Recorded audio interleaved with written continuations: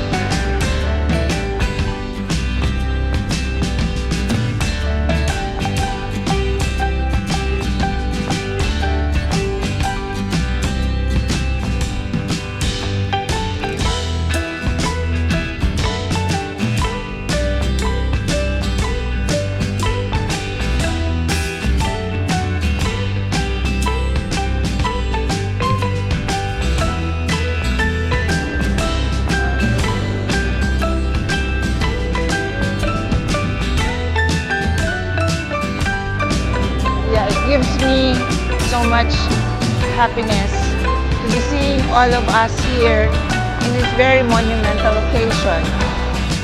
Who would have thought that we would see each other again after 50 years? Indeed, a blessing to each and every one of us. Who would have thought that we would go back to our alma mater on the 50th year since we left this high school?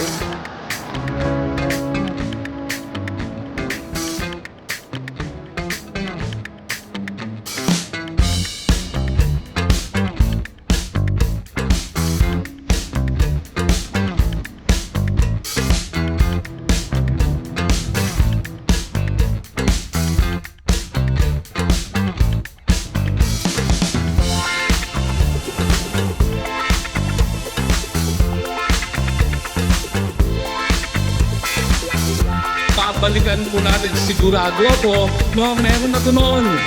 Meron na to. Ngayon, sa pagpabalik tanaw natin, hindi lang yung mga crush natin ang babalikan natin. Ano mga babalikan natin? Una, yung mga magagandang pag-uugali natin nung tayo ay bata pa.